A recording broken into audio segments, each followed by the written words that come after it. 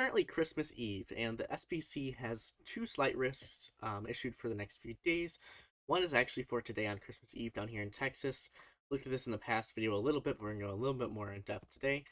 And a day 3 outlook here, which you'll see looks very similar to the one we have today. The SPC also has a predictability too low on the day 4 here. And this is, they're talking about this trough that's talking about the day 3. So we'll look at both those days here in just a second. But first, I want to look at our storms for today, what our risks really are, and what's going to be going on with it. Here's the RAP model here, and you can see we have this kind of broad trough right here, a general area all over the United States of higher pressure, which we've been seeing for a while. This has been bringing a lot of warmer temperatures, and it's going to be bringing a pretty green Christmas along, or a pretty, not much snow across vast majority of the United States. However, this one trough here will be leading to some thunderstorm development down here. Again, you have warmer Gulf air here. This will help with instability. But yeah, you can see this trough here, and this is infecting some vorticity into the Texas region. Albeit not much. A lot of it is confined more back here, but this is going to help form a surface low. Not to mention also you're coming a little bit off the Rockies here. This could be some combination of Lee cyclogenesis and just synoptic scale vorticity advection. Let's look at the surface here real quick. And again, in particular, we're going to be looking down here in the southern plains, some regions in the southeast, but primarily a lot of this video is going to be about Texas. So you can see our RAP initialization, this is at 15Z, and you can already see this surface low beginning to form. Pretty well defined. You can see our our flow around it is cyclonic. You have southerly flow here, more northerly, and then a little bit more westerly. So you can put a low pressure somewhere around here, and a kind of broad warm front. Back here again, you have this small trailing cold front behind it. However, again, this is not a very strong cyclone at all. It is going to be strengthening throughout the day, but not by much. And you can see you're still under a pretty, for the season at least, you are under a region of high pressure in general, but this is a surface low that is forming. If you watch throughout the day here, you'll see this strengthen a little bit more. You can see height falls. There's around, excuse me, around initialization, you're at about, 1,018 millibars there, and you can see, some regions up here definitely see those height falls, especially more in the south as well. But yeah, some minor height falls throughout the day here that could help with instability and rising motion. Speaking of instability as well, let's look at Cape right initialization here. We'll look at surface based. See, we already have some Cape forming, some right near that cold front. Actually, let me just go right on radar scope real quick. We're at it. Not sure which radar I was on, but we can see down here we should have some storms, a few little storms popping up here. Already some ongoing storms. That's right around that region of Cape we talked about right here. See if we move forward again, more instability beginning to build in there. This is 18Z right now. It's currently 19Z, and you can see that Cape is pretty well defined. Not much of there's no cap there at all. So you have instability right there along that front. Again, you can see it pretty well on the radar right here. So we do have storms ongoing. Really, when we're looking at the nighttime risk, because that is where these models are showing things will get more hairy. But yeah, Cape is a big factor here, and for the 3 Cape as well, the RAP model shows quite a bit maintaining itself, even strengthening a little bit there into the nighttime hours as well. Surface-based Cape, again, widespread, 1,000 at least. Some areas hitting 2,000 joules per kilogram of Cape. Pretty good for winter time. So I don't like at STP too often. If you want that reference, you're hitting a few areas of 1 supercell composite, again, a little more defined to the south here, but the parameters are beginning to show some signs as well. But again, not a bunch. One last thing, convergence here. See along that front there, a good amount of convergence. Again, right around the time period we're at currently, in a little bit. But yeah, more convergence later on in the nighttime hours as well. So that will be interesting to take. Temperature advection as well. You have some warm air advection at 850. Polar advection obviously behind the front, but for the most part, a lot of warm air advection here in the south. Some regions up here kind of scattered, but warmer advection should also help to strengthen that cyclone just a little bit. Let's look at some of the cams. Let's look at HRRR here. I'll do HRRR NamNest because that's what the COD website has. You can see ongoing reflectivity. Here's what the HRRR was seeing going on. Very accurate that we actually have. But there's some storms kind of scattered around here. The main threat, if we had to look at this, the main threat is not tornadoes. It's going to be wind, but primarily hail. Just because of the instability. And I'll take a sounding in just a moment. You can see here, just some scattered thunderstorms, heavier, maybe posing some flooding risk. A little bit of an MCS forming here, but storms just very slowly move to the south. So, flooding might be in effect. Another issue, again, might likely going to be that large hail, some of those stronger cores and stuff. The 18Z is very, very recent. Same thing. You can see, again, a few stronger storms could pose that hail risk. Look at the Nam Nest as well. See how these ones are not as extreme on the Nam Nest, and definitely not as discreet. You can see, again, a few storms here, definitely a few stronger ones, and that's the main risk for it. Actually, let's real quick at the precipitation accumulation. Yeah, you can see some heavier areas of precip here. This is the 24-hour accumulation.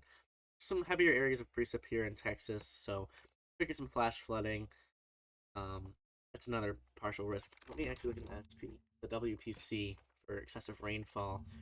They have, let's see, marginal risk. It looks like, yeah, a little marginal risk there over areas of Texas that we talked about here. So I believe they also had one for the next few days as well. Same region there for our third day. We'll look at in a second. But I did want to look at a sounding real quick. Let's look at a sounding. We'll do one. We'll do one. Let's do 0Z. Or we'll do 22Z when that cape is still there. Closer to the front so you can see what these storms are looking at. Maybe later on in the nighttime, maybe about 4Z here. Just to see what the storms will be looking like. You can see we have, again, broad area of instability. Your partial is going to be warmer than the environment. Basically, this entire SQT. About 2,000 joules per kilogram of surface-based cape here. 3 cape 80. SRH is not amazing, but the SRH to 3 kilometers is about 100, 110. You can see not much curvature in our hodograph, but just a little bit. And I believe the SPC noted a little bit of bulk shear, so your 0 to 6 is just enough to really get you a few rotating updrafts that could pose a threat. Here is our 4Z sounding. You can actually see the hodographs get a little bit more enlarged here. This is interesting. More in the southern moat. It's right in the center down there, but surface lapse rates are not amazing, so that might not help with the tornado genesis. But again, you can see the rotation possible in this hodograph. A little more looping here, a little more cape. But in both of these soundings, you can see there's a majority of the cape, at least a vast portion of it, is in that hail growth zone between -20 and 0 degrees Celsius. Here as well, as you can see, photograph 2 lines in this region here. That's your hail growth zone. Likely see this very similar thing on the other photograph as well. So that's our threat for today. Just mostly hail. Tomorrow should be pretty quiet. I do want to look at, here's also updraft helicity. So you can see this is where our rotating storms will be. This is from our high-res ensemble forecast. This takes a bunch of cams and puts them together and kind of gives you a general consensus of how they're going. And these lines here are probabilities of updraft helicity. So how many storms, how probable is it that you will have a storm rotating within 25 miles of a point? You see later on into the night, you have a 70% there over, kind of south central Texas right here. See, again, pretty staunch bullseye right there. So you could get some rotating updrafts there, and that's probably where your greatest tornado risk might be, maybe along that front. But tornadoes don't really seem to be too much in the picture for this one. Mostly just hail. Now let's look at what's going on for days that day, 2 days after Christmas, the 26th. Sorry, what's going on the 26th? I forgot the day this was. Here's the outlook for the 26th. This is for Thursday. Again, very similar region of storm development. We'll just look at the entire United States here. Let's look at the synoptic pattern. Here's that trough we talked about.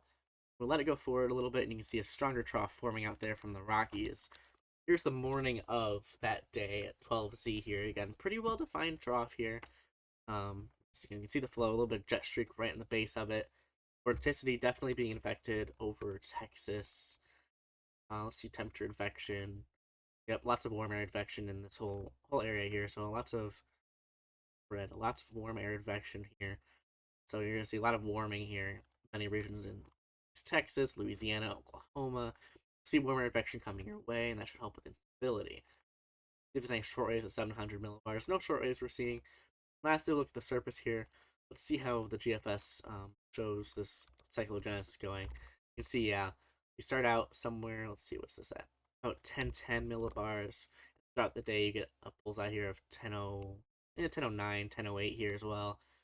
So pretty quickly lowering pressure there. That should help with instability and cyclogenesis we talked about. And you can see all this warmer advection there. Very moist air mass as well. Actually, let me look back here at the, forgot to mention the dew points here. You see it's pretty widespread 60s. This is from the RAP model earlier. 60s are already infecting into Texas, and you'll see a lot more of that region in mid to somewhat down in the south, high 60s dew points there. So you have very moist air mass conflicting with this cold front going. That will help today's storm genesis.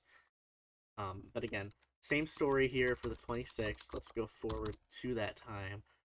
You see at 12C, the GFS already has some 60s here in South Texas. Wind vectors are not super strong, which is different. So most of the time when you have a strong low pressure forming off the Rockies, you'll get 10 to 15 knots of flow on the surface. But here we're seeing more so 4 and 5, very weak flow. A little bit stronger as the day goes on there, but the surface low is not really affecting a lot of surface warm air, so that will leave your better moisture a little bit limited closer to the coast. Likely not up here in Oklahoma or anything, but you do see some instability getting up in there. Just a little bit, moderate, very low instability there. Surface-based Cape just has a cap up here anyway. You can see on our risk area again, same thing. More confined near the Gulf there, near eastern Texas once again. Let's see if there's anything. I don't believe this talks about tornado. I may be incorrect. They're looking at some possibility for supercells, and the things that highlight actually are wind and tornado potential. It's interesting. So let's take a sounding somewhere. Again, GFS soundings aren't the best. Let's do a NAM sounding. Actually, the NAM will get us far enough. I might look at the cam from the NAM nest just to see how it really resolves this whole issue. But again, you can see really well that area of instability in eastern Texas there, especially as you move throughout the day. Stays confined to this whole region here, thunderstorms, and close to the Gulf Coast and all that, eastern Texas and Louisiana. Let's take a NAM sounding. Actually, let's see how the reflectivity goes first off. See how storms will develop. Looking at the NAM, we can't go too far forward, but you can see right around 18Z is probably right around where you get storm development. Probably some convergence from, let's see, yeah. Actually, this is a lot more messy than the one we saw on the NAM run. Surface low, but you can see more of that convergence boundary right there. So that's interesting. You get that storm development in the open warm sector here as well. Let's take a sounding right there. See how the NAM looks at it. We'll take one with the actual NAM run as well. They're 1 hour apart, but they should be very similar in nature. Then we'll also take one from a little bit further, 6C. We'll look at Louisiana. This is starting to get into day 4 now, but here is your sounding from the NAM nest. Or no, this is just the regular NAM, excuse me. That's the regular NAM. You can see here a little bit of curvature in that lower levels, and you can see a little bit of backed flow on this wind barb here. So we do have some easterly components to these. We also have quite a bit of cape in that hill growth zone, which is interesting. But the main thing with this sounding we're going to look at is that 3 cape right there, 129 joules per kilogram, about 2,000 surface-based cape, and you can see our wind vector, 0 to 6 kilometer shear. Pretty good. See, you have 50 knots out here compared to the surface at around 10, and you're getting from southeasterly to more so just north or southwest flow here. So way out here, and quite a bit of shear there. That could really help with some more curving hodographs. Here's the NAM nest, very similar story again. Very moist at the surface as well. Relative humidities are pretty high there. That could help with tornadogenesis because you have that surface cape here. Again, 3 cape, 95 joules per kilogram. So not as much as the NAM model itself saw, but similar story where you have a lot more cape confined to those levels. And if you get some vorticity to help spin that vertically, then you can start getting some tornadoes there. And also, I guess you can even see this little area of drier air might help with some evaporative cooling to strengthen some of the storms. Maybe get some wind threat in there. Although the moisture right near the surface is pretty good. You have a pretty staunch moist layer, at least up to 850 millibars. A little bit of drying after that, but that also aids in that flooding risk, and it aids to really just help fuel those storms a lot of moist air. Lastly, here's from Louisiana, so a little bit messier here at the temperature region, but the hodograph you can see much more looping. Lots of SRH here actually. 318 meters squared per second squared of 0 to 1. 440 of the 0 to 3, so quite a bit of SRH in that photograph. Our other ones had about 150, 200, 250 maybe, then somewhere in that region. So a lot more SRH in the Louisiana, so that's something to look out for actually. We're keeping an eye on that, and I might make an update video once we get closer to the day, just if anything else changes. You can see a little bit of that cape from the dam, just that little open warm sector there. Not super strong storms, but they could certainly pose a threat there. Again, this photograph, a little bit worrying, but we still have to see when we get closer to the day. This might be a little bit messed up. You can tell because of how strange this is. That might play a role. So we'll just see how this goes when we get to close once we get closer to the date. So as a little bit of a wrap for this forecast, again, today we're gonna be seeing a hail risk. They have this little minor 5% wind risk, but the primary risk for Christmas Eve today is hail. We have some stronger storms that could form. A little bit of plenty of convergence in certain areas right around the cold front there. Might get a little MCS to form as well, so you might get some stronger cores, and they could lead to some hail just because of the amount of cape right there in the hail growth zone, right in the middle layers of that photograph. Or sorry, COT. Day 3 outlook, this is more so for tornadoes and wind damage, actually. You have a stronger surface low that's going to be forming, and a stronger cold front that actually will be draped right here. That might lead to some more stronger storms. And we do have a little bit more curvature in those photographs, some more easterly components of the wind vectors. That could aid in some more looping photographs that, again, could be more indicative of supercells. So day 3 and 4 for Thursday and Friday, that will be more maybe tornado based, supercell based. For today, however, this is just going to be some stronger storms. Again, some will rotate because there is some curvature in the loops, especially in the southern regions here near the Gulf. But primarily just some stronger cores might produce some hail today. Again, you can already see on radar scope, we do have a few flash flood warnings out there, so both of these days do have that flash flood component. But with that, that's the end of this forecast. Again, I will likely be posting an update video for the event on Thursday and Friday. But with that, have a Merry Christmas, and I will see you all next time.